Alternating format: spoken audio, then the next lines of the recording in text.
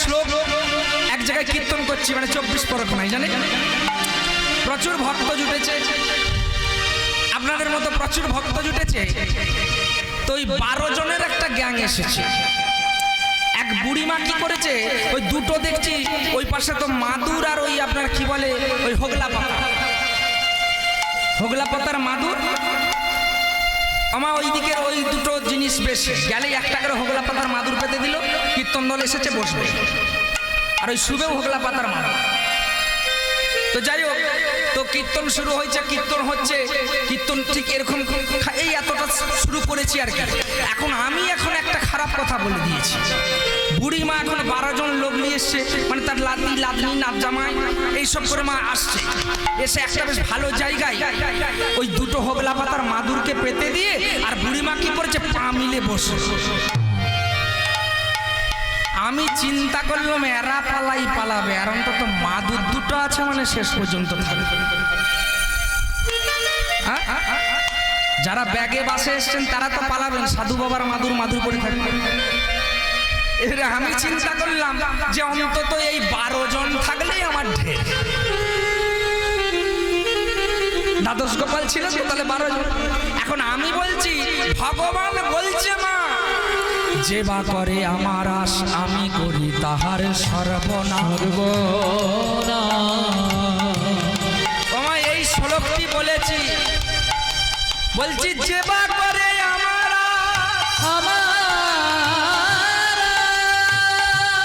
আর ভগবান করে তাহার সর্বনাশ।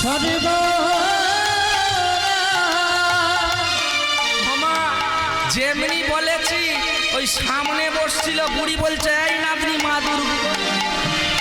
মাদুর আগে গুঁড়ো, মাদুরটাকে গুড়ি নিয়েই বগলে করে উঠে দাঁড়িয়ে পড়েছে। ও ঠাকুমা কি হলো গো, তোর রাগ হরিনাম কি হলো গো? যে হরিনাম শুনলে সর্বনাশের আওয়াজ শুনি আমি পালি যাই। আমি বলছি ও বুড়িমা পরের শ্লোকটা শুনে যাও, বেঁচে থাকলে শুনবো, আগে ঘর যাও। ভগবান বলেছে যে বা করে আমার আশ আমি করি তার সর্বনাশ। ওই সর্বনাশটি শুনেই বুড়ি মাদুর গুড়ি দিয়েছে।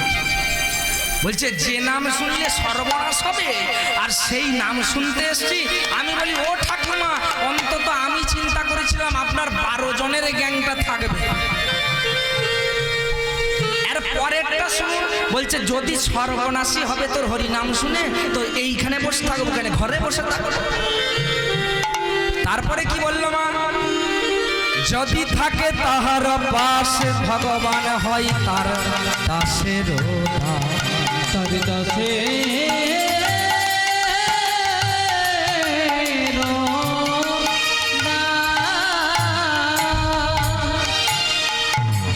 কে মাদুর এনেছে ঘুরাবেন নাকি? আজকে ভক্তবৃন্দের আদেশ হয়েছে ওই সর্বনাশের লীলা, আজকে সর্বনাশের লীলা আস্বাদন করব। আমরা কলিযুগের যে জীব এসেছি কোনো মাছে দিতে পারবে না। আজকে সত্যযুগের লীলা, অযোধ্যার রাজার লীলা শুনবো। আজকের লীলার নাম হলো নরমেধ যজ্ঞ।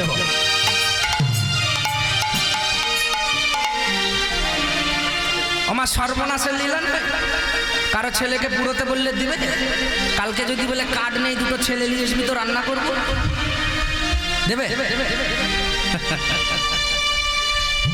তো যাই হোক, তত্ত্ব তো এর মধ্যে যা আছে সব শোনাবো। যাই হোক, এবারে কে কে পালাবেন আগে হাত তুলুন তো। ওই কালকে বলে দিয়ে সব একে একে আস্তে আস্তে পালালেন, তাহলে সেরকম ছোট করবে, লীলাটা ছোট করবে। কালকে শেষ, মানে অন্ধকার হলেও হবে। এখন আর বাসের ধারেনি, সব টোটো 10 টাকা নাকি। আজ থেকে বাবা 10 বছর আগে গান করে গেছি, ওই চিন্ময় তাড়াতাড়ি ছেড়ে দেবে বাস চলে যাবে, তাড়াতাড়ি ছেড়ে দেবে বাস চলে যাবে, বলে না? তো যাই হোক, আজকে শ্রী চৈতন্য মহাপ্রভু আমার গৌরীদাসের অঙ্গনে নৃত্য করতে করতে আজকে কোন ভাব না আদি অনন্ত ভাব। ওগো পুরবের ভাব গোরা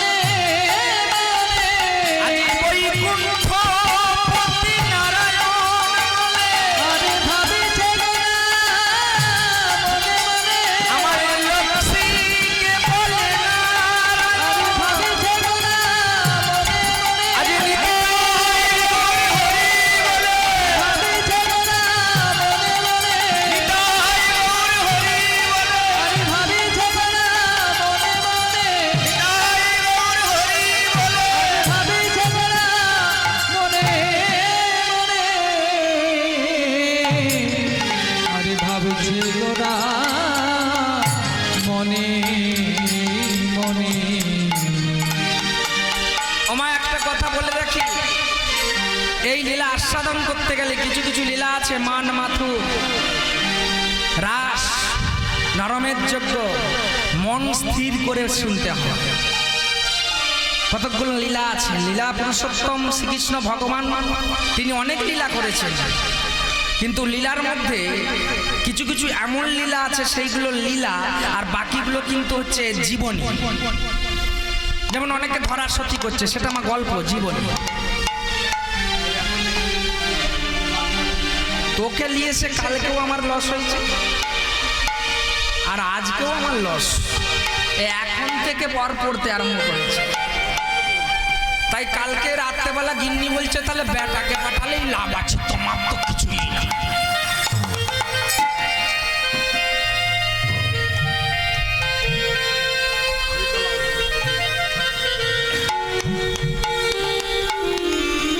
জাতি বিদ্যা মহাতঞ্চ রূপ যৌমন অহংকার, এই পঞ্চতত্ত্ব ভূতয়স্য যদি থাকে মনে, শ্রীকৃষ্ণ লীলা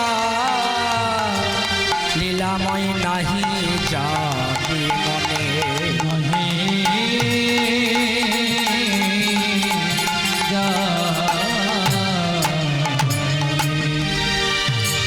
এই শ্লোকটা বলতে বাধ্য হলো মা, কারণ অনেকেই দেখছি কীর্তন শুনছেন ওই মোবাইলগুলো নিয়ে।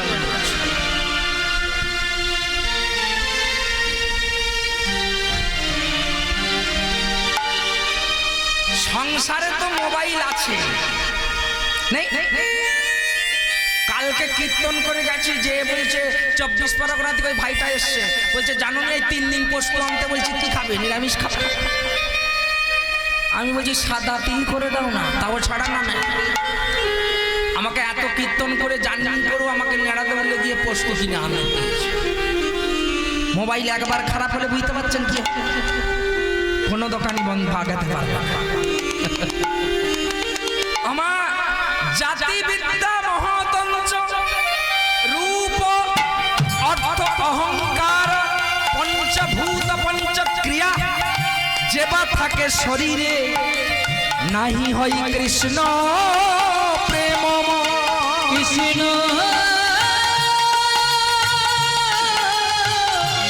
কৃষ্ণ প্রেম। এই যে এখানে আপনারা কীর্তন আস্বাদন করছে, এখানে কিন্তু এখন ওই গৌরাঙ্গ মহাপ্রভু একটা জায়গায় কীর্তন করছি, বাবা জানে একটা জায়গায় কীর্তন করছি, কীর্তন করতে করতে আমার আগে নবদ্বীপ নদিয়ার দিকে একটা মেয়ে কীর্তন করছে। আমাদের ঠিক এরকম বিকেলে 4টার থেকে কীর্তন দিবে। আমাকে কমিটি এসে বলল, চিন্ময় বাবু আর বছর আপনার হর পার্বতীর মিলন খুব সুন্দর লেগেছিল সবাইকে, আর এবছর আপনাকেই ছেড়ে দিচ্ছি, আপনি যেটা ভালো বুঝবেন করবেন। আমি বলি দেখুন আমাদের সবই ভালো, আপনারা টাকা দিবেন এমনটি ধরবো, তারপরে বলবে এটা ভালো লাগেনি পয়সা কাটা। আমরা তো যাচ্ছি টাকার জন্য, সেই জন্য কালকে তো বলে গেছি মহা পাপী কীর্তনিয়া। গতকাল বলে যায়নি? আমরা পয়সা দিয়ে বিক্রি করছি 30,000, 40,000, 50,000, 80,000, এখন আবার 1,30,000 উঠে গেছে। ওমা যদি আমরা আবার বলি 20,000 নেবো, আবার কমিটি ফোনে বলছে কীর্তন করেন না মরা পুরাতে যান। হ্যাঁ মরা কি পুরাইব না, বলছে এত কম টাকা। আমি কত দেবে না, আমরা 50-60,000 টাকার কীর্তন খুঁজছি। আমি বলি তাহলে একজন আছে আমি বলে দিচ্ছি করুন। বলে আমি আবার আমাদের ছেলের একটা ছেলেকে ফোন নাম্বার দিচ্ছি, ওই যে বাজার চট নাম্বারে করছে, এটা কোন কীর্তনিয়ার নাম্বার না, পশ্চিম মেদিনীপুর থেকে চিন্ময় কাছে দিবে। কত নেন? উনি তো 70,000 নেন, আপনি যদি 50 দেন করে দেবো। নেটে আছে কীর্তন দেখুন। আমার আচ্ছা 5 মিনিট বাদে করছি, সঙ্গে সঙ্গে দেখুন 20,000। আমি বললাম আমার কথাটা বিশ্বাস হলো, উনি 50,000 টাকা দিয়ে সেই আসরে গান করলেন।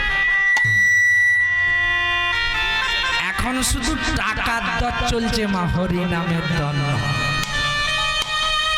এখানে যদি একটা 1,30,000 টাকার কীর্তনিয়া আসতো, সে কীর্তন করু নাই করু, এখানে ভাত যা চাল ছিল সব আজ শেষ হয়ে যেত।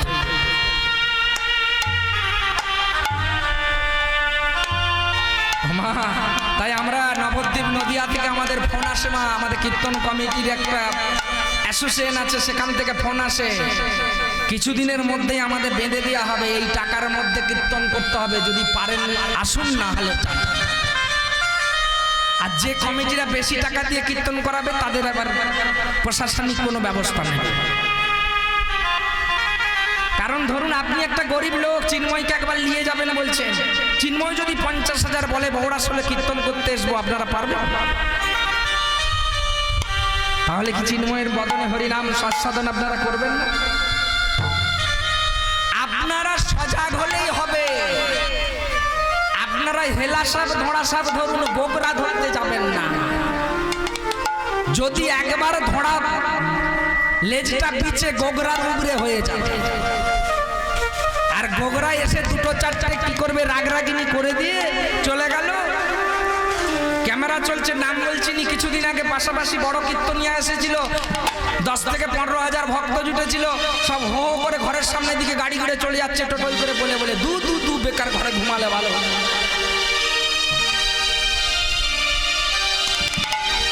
তাই বলছে এই যে এখানে কীর্তন আস্বাদন করছেন বাবা, এখানে কি বললো না, এই 5টা জিনিস যদি কোনো মানুষের দেহে থাকে, সে কোনোদিন হরি নাম শুনতে পারবে না, সে কোনোদিন কৃষ্ণকে কৃষ্ণ আপন করতে পারবে না, সে কোনোদিন ভগবান দর্শন পাবে না, সে কোনোদিন ভালোবাসা পাবে না, সে কোনোদিন মুনি ঋষি যোগী সম্মান তাদের কাছ থেকে পাবে।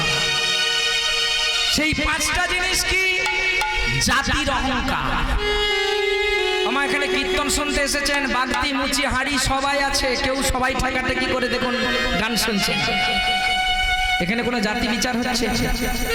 কিন্তু যদি একটা অর্কেস্ট্রা শুনতে যেতেন, একটা যাত্রা শুনতে যেতেন, এই ঠাকুমাই বলতো না দেবো কাপড়টা ছাড়বি, যা অন্য কাপড় পরে ঘরে ঢোক। কোন জাতের লোককে ছুঁয়ে এসেছিস, কার কাছে বসেছিস? আবার এখনো এমনও আছে দেখবেন, কোনো মজুর যদি পয়সা আনতে এসে একটা আসন দেয়, বসতে পয়সা দিবে, সে চলে যাওয়ার পরে না দেবো ওই আসনটা নিয়ে যা, তুইও ডুববি, আসনটাকেও ডুবাবি, ডুবিয়ে ঘরকে এসে।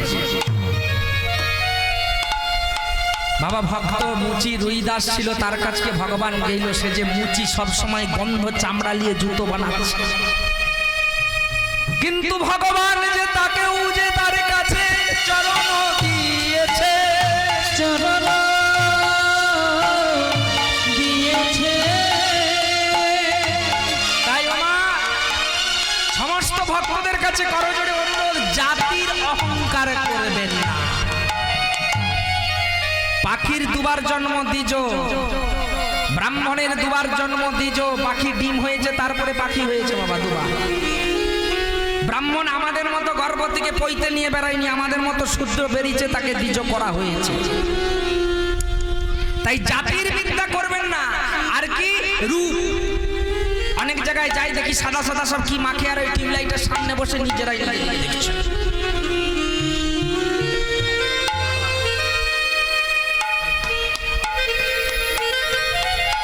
এমন ঘাড় ঘুরাচ্ছে, পাশে যে কীর্তন শুনছে তার কানই ঝুঁকা। এই কি হলো? এই আমাকে কেউ দেখেনি, আমি যে এতগুলো সব মেখে টেকে এলাম। চিন্ময়ের রূপ গোবিন্দ যেমন দিয়েছে তেমনই থাকবে, যতই বিউটি পার্লার যাও, ধনী লোকের কালো মেয়েগুলো তাহলে পার্লারে যেই বিয়ে হয়ে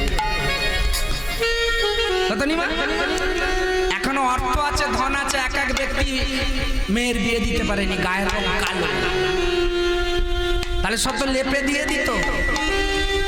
তাই ভগবান তোমার রূপ যেমন দিয়েছে সেই রূপটা তুমি রাখো। রূপের অহংকার করো না, আমি এত সুন্দর, আমি গৌরবর্ণ দেখতে, আমি ফর্সা, আমার হাত আছে, আমার চোখ আছে, আমার পা আছে। তোমার কর্মগুণে তোমাকে রূপ দিয়েছে। এবারে তুমি যেমন কর্ম করবে, পরের বারে তেমন কর্ম ফলটা তুমি পাবে। এবারে যদি তুমি গুরুজনকে ভক্তি করো, শ্রদ্ধা করো, যদি সম্মান করো, তোমাকেও সম্মান করবে। আমি যদি আমার বাবাকে পিটি, মাকে পিটি, এই ছেলেটা দেখবে, এই ছেলেটা তো আমাকেও পিটবে, আমাকে ছাড়বে। ঠিক মা,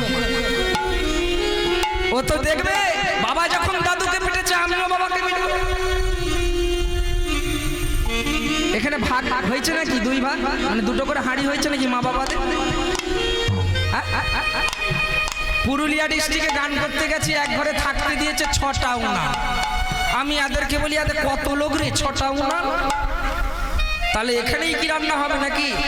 তারপরে দেখলাম খানিকক্ষণ বাদে একটা মেয়ে ছেলে বেড়ালো, এসে বলছে, দাদা আর একটু জল টল দেবো নাকি, খাবেন নাকি? কত দূর থেকে এসেছেন? আমি বলি, ছিলাম তো 24 পরগনায়, রাস্তায় অনেকবার জল খেয়েছি, একটু যদি চা খাওয়াতে পারেন। না, বলছে ঠিক আছে, আমি চা করে দিচ্ছি। আমার সঙ্গে সঙ্গে কি করলো, কতগুলো পাতা কাঠিগুলো নিয়ে একটা উনুন ধরিয়ে দিল। আমি বলছি, মা তাহলে একটা জ্বললো, আর 5টা কার রইল? না, বলছে ওটা আমার বড় যায়, তারপরে একটা আমার মেজো যায়, সেইটা ছোট যায়, তাহলে তো 5টা হলো। আর একটা না, বলছে ওটা মা বাবা খায়। তারা যাচ্ছে জগন্নাথ দর্শন করতে, তারা যাচ্ছে দক্ষিণ ভারত, যারা ঘরে মা বাপকে ভাত দেয়। 20,000 কেন 20 লক্ষ টাকা খরচা করেও জগন্নাথ দর্শন করলে পূর্ণ হবে না।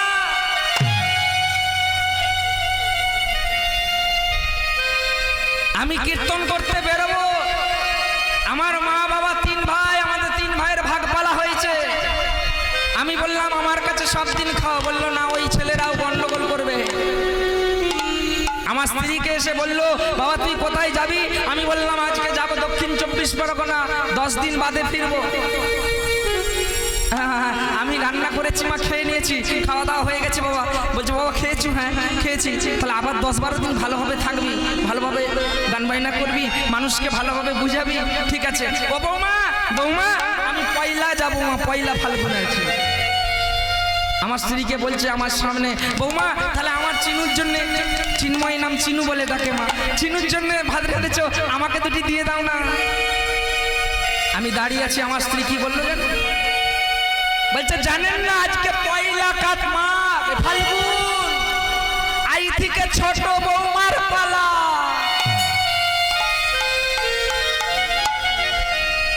আমি বলছি, ওগো যা হয়েছে হয়েছে, দুটি অন্তত দিয়ে দাও। মা বলছে, তুমি কীর্তন করতে যাচ্ছ, করতে যাও। যখন থোকা থোকা পেনশনের টাকাটা তুলে নিয়েছে ছোট বউয়ের হাতে দেয়, তখন তো তোমাকে বলে তুমি মশা বনে পড়ে থাকো, বয়লার ফার্মে পড়ে থাকো, গোয়াল ঘরে পড়ে থাকো, ক্লাব ঘরে পড়ে থাকো, তোমাকে আলুর তরকারি কুমড়ার তরকারি খেয়ে খেয়ে শরীর তোমার গন্ডগোল হয়ে যাচ্ছে। আমি বলি, ওগো দাও গো, দিয়ে দাও, আমি বাইরে যাব, দাও। আমা যতখানি চিন্ময় গলা চালাতে পারবে, 500 টাকার নোট ঠক ঠকে নিয়ে যাবে। কালকে ঘেমে গেছি, কালকে রাতে বলছে, কি গো তোমার পাঞ্জাবি জামা কাচতে হবে নাকি, গরমে গিয়েছিলে? যখন দেখছে মহারাজ কিছুই দেয়নি, আজ আর কথাই বলে। আর যদি ওটা 40,000 টাকার বান্ডিল নিয়ে যে ফাউড়ে দিতাম, কোমরের যন্ত্রণা না হলেও টিপে দলকি হাড়কে ভেঙে দিবে। যতক্ষণ সংসারে দিতে পারবে ততক্ষণ তোমার খাতি,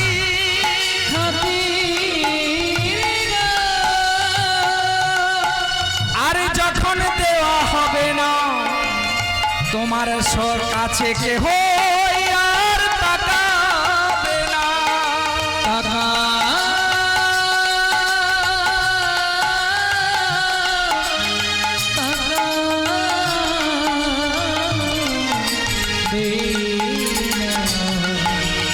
টাকা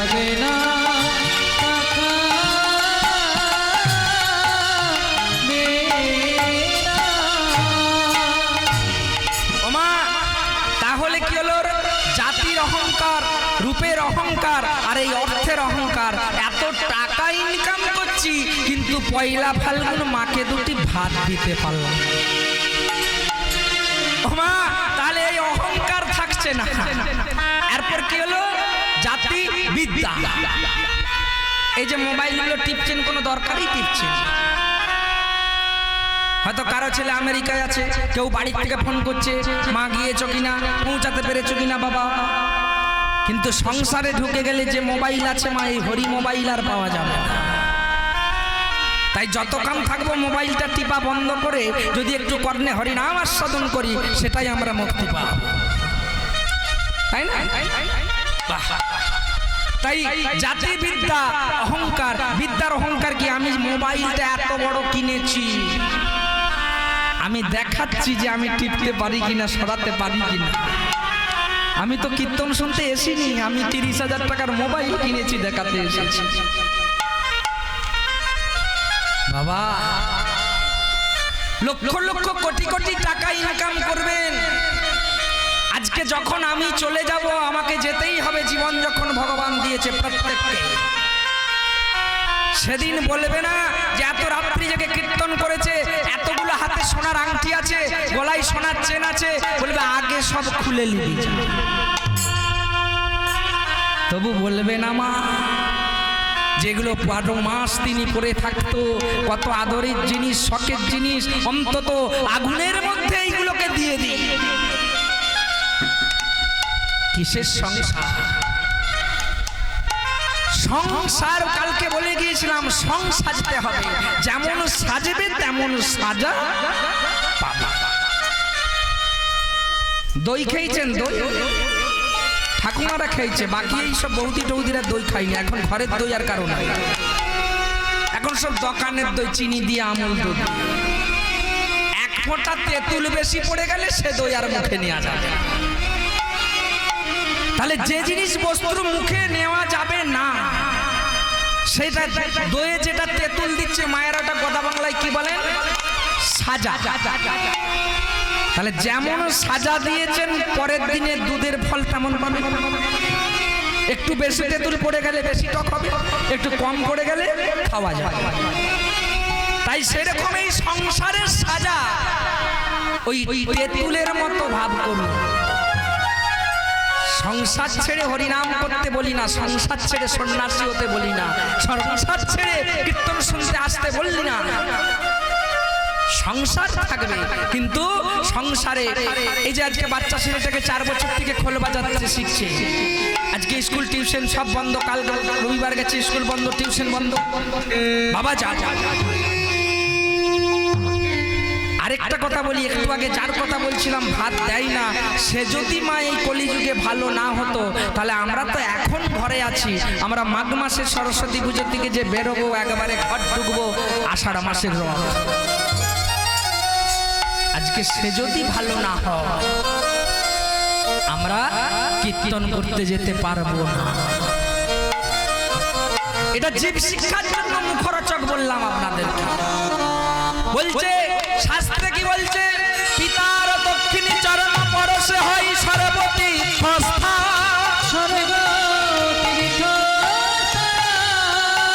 আর মাতা বাম পদ চরণে প্রণাম করিলে হয় ভারত ভাগবত তীর্থস্থান। ভাগবত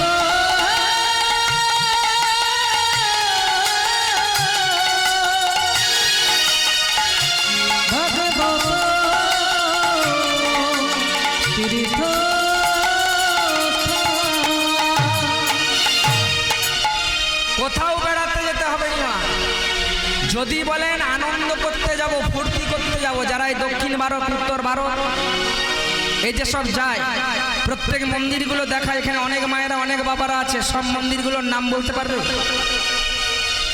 পারবে?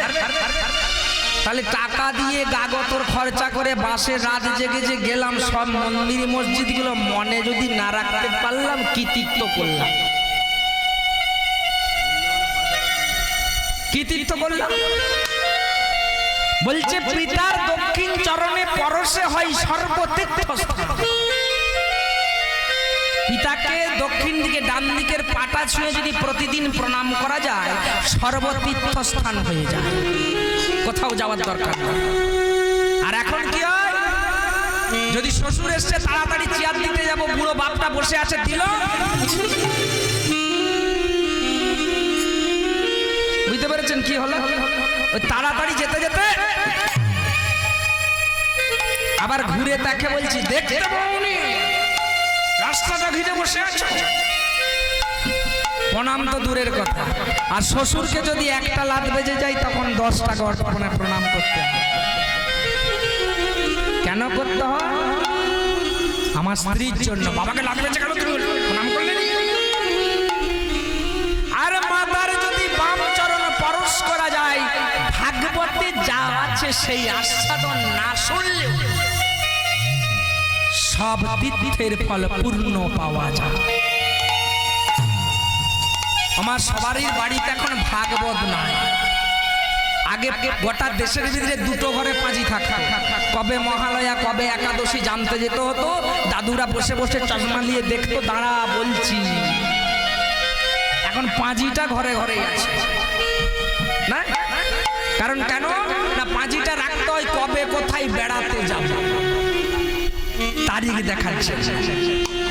যাই হোক, আজকে অযোধ্যার রাজা নহুষ, তিনি ধর্মভীরু, ধর্ম সেবা দান সমস্ত কিছু দিকেই শ্রেষ্ঠ, এবং গীতা ভাগবত আস্বাদন সবকিছু। বাবা সে প্রতিদিন দান করছে, ভগবান চিন্তা করছে রাজা নহুষ যে দান করছে, ওই দানের মধ্যে কতটা, দুটো শাস্ত্রে দুরকম বলছে বাবা। আজকে যে নরমেদ আস্বাদন করবো, একটা শাস্ত্র বলছে ভগবানকে ত্রিপাদ উত্তরে দান করেছিল ভূমি, মাটি, বলেছিল আমি কোনদিন ওই জায়গায় পা দেব না, আর যদি আমি পা দিই আপনি যা শাস্তি দিবেন তাই শাস্তি নেব। তখনও ভগবান বলেছিল তুমি মনুষ্য জন্ম হয়ে বৈকুণ্ঠে যেতে পারবে না, তুমি মধ্যস্থানে অবগত হবে, মাঝখানে রয়ে যাবে। এবং অজগর সর্পরূপে। আর আরেকটা শাস্ত্র কি বলল না, যখন দেবতাদের সঙ্গে অসুরদের যুদ্ধ বেঁধে গেল, তখন ভয়ে সবাই স্বর্গ ছেড়ে দিল, সব দেবতা সব চেপে পরে পালিয়ে গেছে। কিছুদিন পর সমস্ত দেবতারা ফিরে আসলেন, একজন দেবতা আসলেন না, তার নাম হলো ইন্দ্রদেব। ইন্দ্রের সিংহাসন, ঠাকুমা আস্তে, ঠাকুমা আস্তে, আস্তে আস্তে কথা শুনুন, আস্তে। কালকে ঘাটে গিয়ে আপনি বলবেন কি যে কীর্তন কাল লাগা, কিছু বুঝতেই পারলাম। প্রথমটা শুনুন, না শুনলে তো হবে না, প্রতিটি কথা শুনতে হবে, নাহলে ঠিক মাঝখানে বাবা গন্ডগোল হয়ে যাবে। যাই হোক, তো কি করলেন ইন্দ্রদেব যখন না আসলো, বড় চিন্তায় পড়ে গেল দেবতারা। তখন সমস্ত দেবতারা মিটিং করে সমস্ত দেবতারা চিন্তা করলো, তাহলে ইন্দ্রের সিংহাসন কি খালি থাকবে? তাহলে এক কাজ করা হোক, এই মর্তধাম থেকে রাজা নহুষকে নিয়ে এসে বসানো হোক। আমার কর্মগুণ কেমন দেখুন। আমাদের মতো রাজা নহুষ কর্মটা এত ভালো করেছে, তিনি কি করলেন, যে ইন্দ্রদেবের সিংহাসনে বসে সমস্ত দেবতারা আহ্বান করলেন রাজা নহুষকে। রাজা নহুষ কি করলেন, গেলেন স্বর্গে। স্বর্গে গিয়ে ইন্দ্রের সিংহাসন দখল করলেন, ইন্দ্রের যা ভাড়াবার সব নিলেন। বাবা দেখুন, আমার একটা কথাই আছে, গোদা বাংলার কথা, যে পায়ের জুতো কোনোদিন মাথায় তুলবেন না। তো সমস্ত দেবতারা তার সুকর্মের ফলে তাকে ইন্দ্রের সিংহাসনটা দিল। কিছুদিন রাজত্ব করার বলছে আমি ইন্দ্র সিংহাসনে বসেছি, নারায়ণ আছে, নারায়ণের পাশে লক্ষ্মী আছে, মহাদেব আছে, মহাদেবের পাশে দুর্গা আছে, তাহলে আমি তো রাজা নহুষ এখন নয়, আমি তখন ইন্দ্র। তাই আমি স্বর্গরাজ্যে বলি যে ইন্দ্রের স্ত্রী শচীকে আমি বিবাহ করতে চাই। আমার শচী দেবী এত সতী, এবারে যখন সমস্ত স্বর্গের রাজ্যে বলল যে আমি শচীকে বিয়ে করতে চাই, কারণ ইন্দ্রের সিংহাসনে সমস্ত দায়িত্ব নিয়েছি, তাহলে শচীর দায়িত্ব নেব। যখন অন্দরমহলে খবর গেল শচীর কাছে, দেবতার আদেশ করে দিয়েছে, হ্যাঁ ঠিকই বলছেন আপনি, যেহেতু ইন্দ্র সিংহাসনে বসেছেন, ইন্দ্রের স্ত্রীকে আপনি বাঁদিকে নিয়ে বসবেন। তাই বলল তাহলে আমার ওখানে আমি ব্রাহ্মণ ব্রহ্মাকে রেখে, আমি অগ্নিকে সাক্ষী রেখে আমি শচীকে আবার পুনর্বিবাহ করতে চাই। যখন শচীর কাছে খবর গেল, শচী কাঁদতে কাঁদতে এত সতী চিৎকার করতে করতে ছুটতে ছুটতে নারায়ণের চরণ তলে গিয়ে পড়েছে, আর নারায়ণকে গিয়ে বলছে, ওগো নারায়ণ তুমি রক্ষা করো, তুমি রক্ষা করো নারায়ণ, আমি যে সতী, আমার যে স্বামী আছে, সমস্ত দেবতারা বলেছে ইন্দ্রকে বিবাহ করতে হবে, আমি কি করবো বলে দাও, বলে দাও, বলে দাও। আমার চরণ দুটো ধরে ভগবানকে বলছে, কি বলছে গো, ও গো নারায়ণ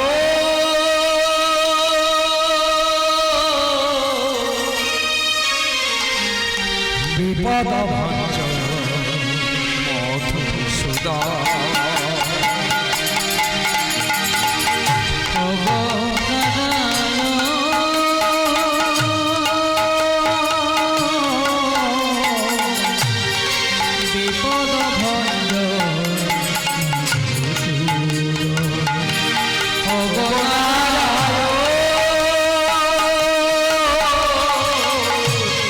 বিপদ ভঞ্জন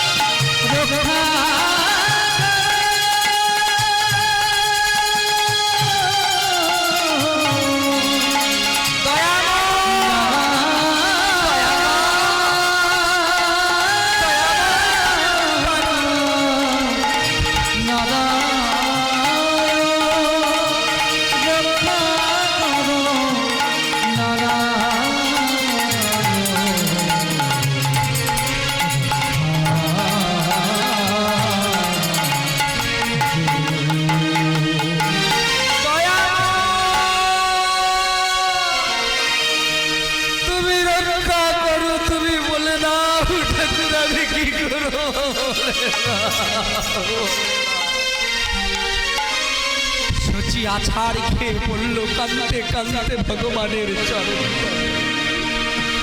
ভগবান চিন্তা করছে, সবাতে সবাই বলেছে শচীর সঙ্গে ইন্দ্রদেবের বিয়ে হবে, আমি কি করে বিচার করি?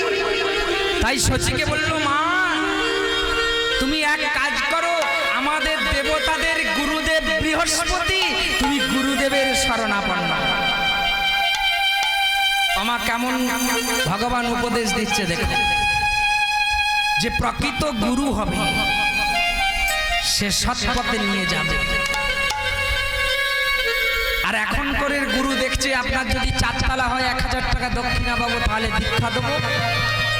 আর যদি টোটোওয়ালা হয় বলবো মাসের পর মাস 1.5 দিয়ে যাবো। লক্ষ লক্ষ টাকা ইনকাম করলাম কীর্তন করে মা।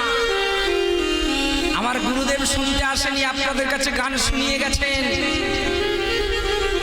তিনি আজ পর্যন্ত আমাকে 1 টাকা দক্ষিণা আমাকে। তাই সেদিন এই যে 24 পরগনা থেকে যে এসেছিলেন ভাই করেছিলাম, আমাকে ধরেছে আপনার কাছে একটু শিখতে হবে, আমাকে শিক্ষা দিতে হবে।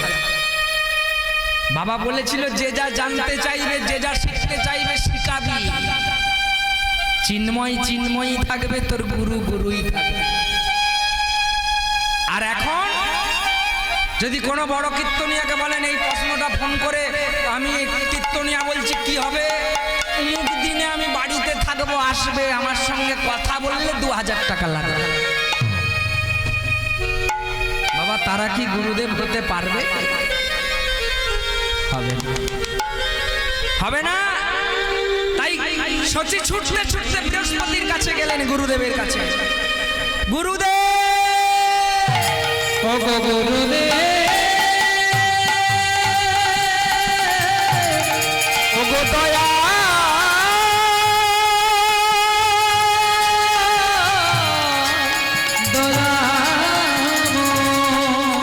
ও গো দয়াল গুরু,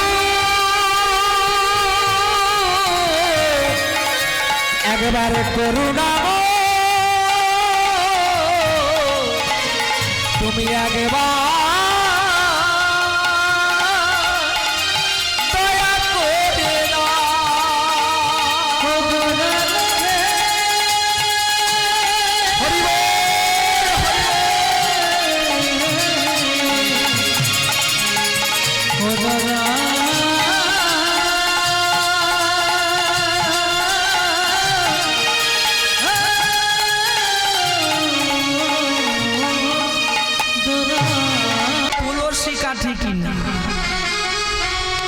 তুলসী কাঠির মালা কিনতে গেলে একটি 70 টাকা দাম নেবে।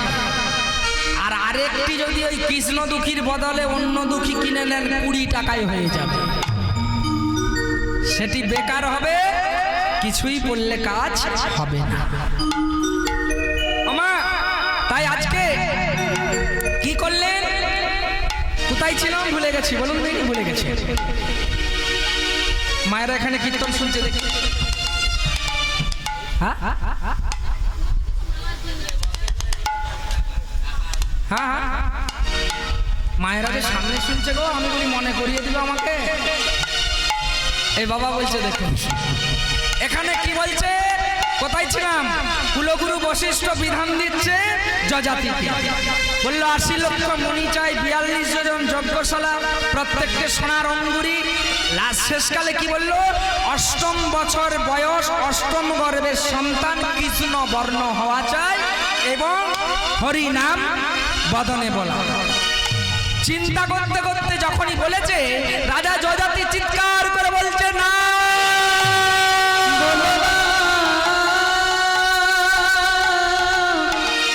আমি কোথায় পাবো, আমায় কে বাঁচিবে এমন সন্তান, বলে দাও গুরুদেব, বলে দাও, বলে দাও, বলে দাও কোথায় পাবো আমি এমন সন্তান, ও গো গুরুদেব তুমি বলে দাও আমি কার কাছে গেলে পাবো এমন সন্তান, ও গো গুরুদেব, ও গো গুরুদেব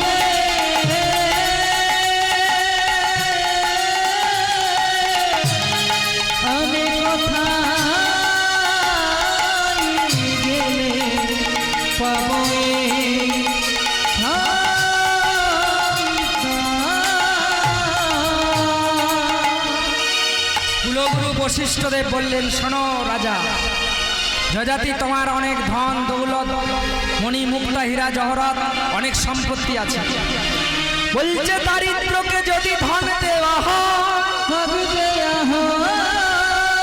যদি মিলে অষ্টপুত্র, তবু নাহি মনে থাকে হীরামণি মুক্ত।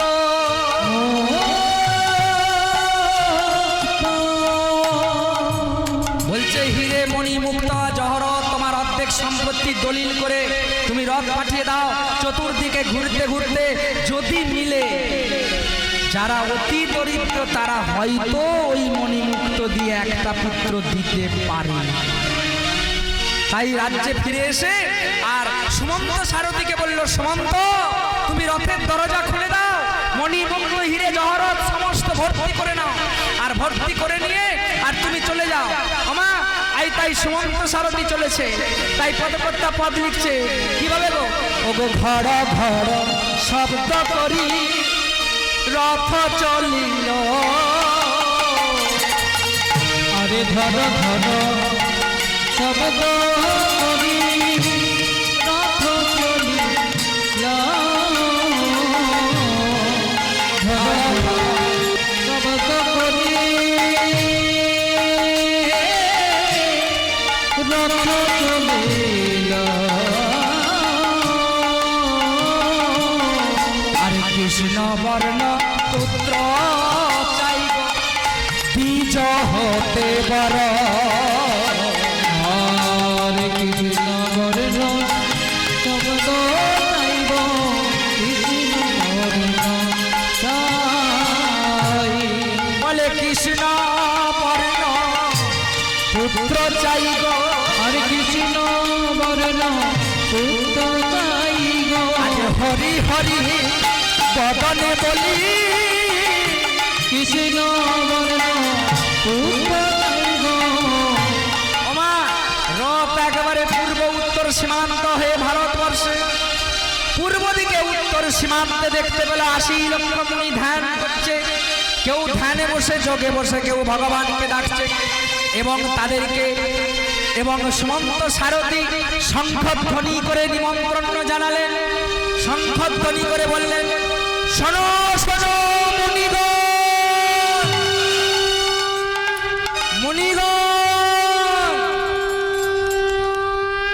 মুনিগণ শোনো, অযোধ্যার রাজা যজাতি যজ্ঞ করতে চায়, ৮০ লক্ষ মুনি চায়, আপনাদের সবার নিমন্ত্রণ। আমার নিমন্ত্রণ করে দিয়ে উত্তর সীমান্তে গেলেন, পশ্চিম সীমান্তে গেলেন, কোথাও কিছু দেখতে পাচ্ছে না, এবং কি করলেন মনে মনে চিন্তা করছে এই দক্ষিণ সীমান্ত বাকি, তাই দক্ষিণ দিকে রথ ঘুরিয়ে দিয়ে সুমন্ত সারথী কিছুটা গিয়ে আর একটা বটবৃক্ষের তলে বসে বসে চিন্তা করছে, আমি তো ৮০ লক্ষ মুনিকে নিমন্ত্রণ করেছি, ৪২ যোজন যজ্ঞশালা নির্মাণ করে দিয়েছি, সমস্ত মুনি ঋষি যোগী সব চলে গিয়েছে, যজ্ঞকুণ্ড দাউ দাউ করে আগুন জ্বলছে, শুধু একমাত্র দরকার যজ্ঞের আহুতি। আমার তাই কি করলো, এদিকে আপনার বসে বসে বিশ্রাম নিচ্ছে, আর এদিকে সিদ্ধান্ত ঠাকুর ব্রাহ্মণ, তিনি অতি কাঙাল, তার ৮টি সন্তান এবং তার স্ত্রী ভদ্রাবতী এক একদিন সন্তানদেরকে খেতে দেয়, খেতে দিতে পারে না। ভগবানের কাছে কাঁদে আর বলে, ওগো ঠাকুর, আবার যে ৮টি সন্তান দিয়েছ, আমরা পিতা মাতা হয়ে এক মুঠো খাবার দিতে পারি না। আজকের যে কুশধ্বজ অষ্টম গর্ভের সন্তান খিদায় চিৎকার করছে আর বলছে, মা ভদ্রাবতীকে গিয়ে নাড়িয়ে বলছে, মা খেতে দাও, খেতে দাও, মা।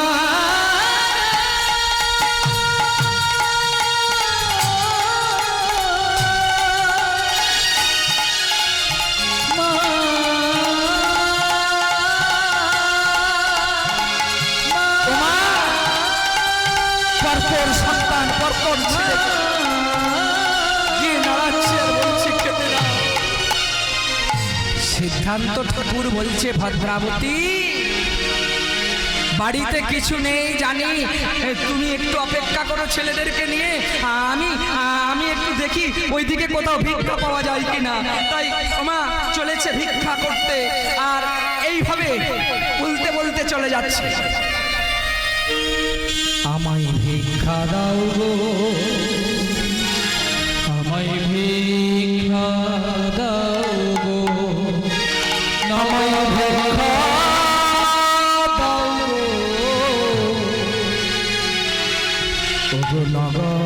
নগরবাসী, আমায় ভিক্ষা তোমরা দাও, ভিক্ষা দাও নগরবাসী। সবাই বসুন, করে নেব, করে নেব। আমায় ভিক্ষা দাও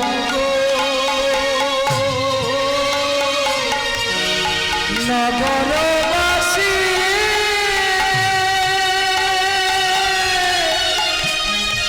আমার ভিক্ষা দুটি ভিক্ষা ভিক্ষা আজ ভিক্ষা দাও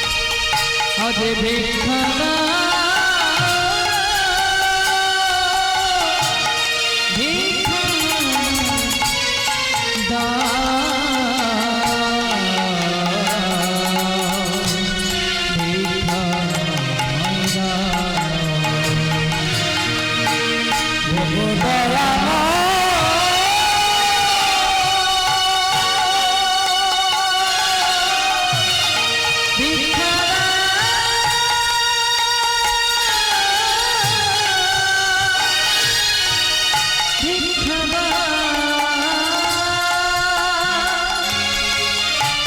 ভিক্ষা